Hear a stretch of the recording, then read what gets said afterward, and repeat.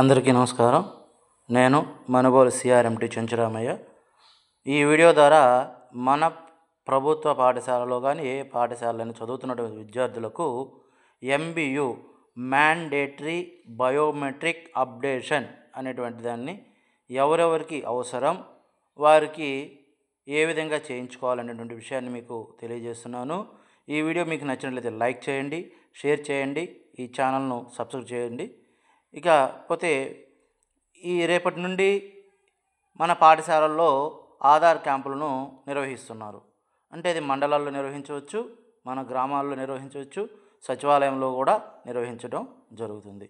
అయితే ఇక్కడికి వెళ్ళేటప్పుడు మన పాఠశాలలో చదువుతున్న ప్రతి విద్యార్థికి కూడా ఎంబీయు అప్డేషన్ అనేటువంటిది పూర్తి చేసి ఉండాలి.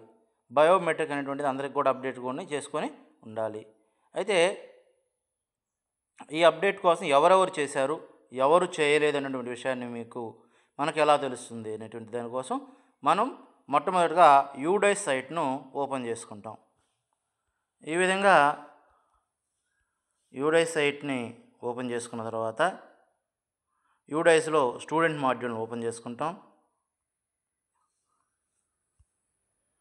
స్టూడెంట్ మాడ్యూల్ ద్వారా మన పాఠశాల లాగిన్ ఐడి పాస్వర్డ్తో మనం లాగిన్ అవుతాం.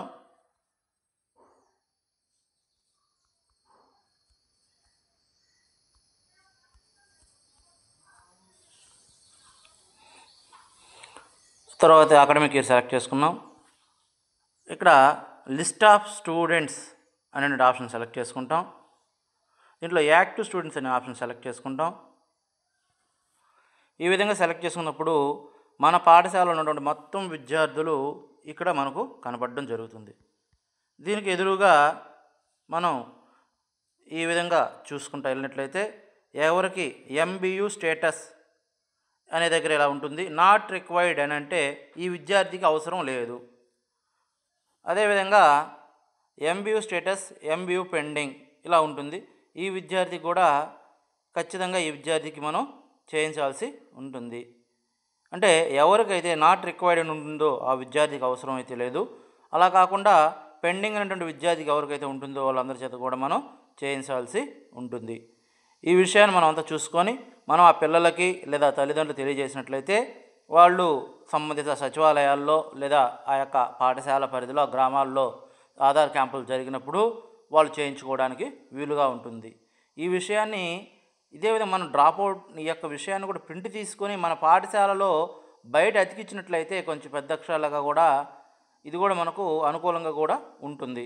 ఎందుకంటే ఏ విద్యార్థికి మనం చూసామనేటువంటిది అదేవిధంగా అధికారులు మనం పరిశోధన చేయడానికి వచ్చినప్పుడు కూడా మన పాఠశాల విజిట్ చేసినప్పుడు విద్యార్థిని గురించి కూడా స్కూల్లో సంబంధించిన వివరాలు తెలియజేస్తున్నారనేటువంటి విషయాన్ని మనకు పూర్తిగా ఉంటుంది. Thank you very much. ఈ విషయాన్ని మీకు నచ్చినట్టయితే ఈ ఛానల్ను లైక్ చేయండి, సబ్స్క్రైబ్ చేయండి, షేర్ చేయండి. Thank you very much.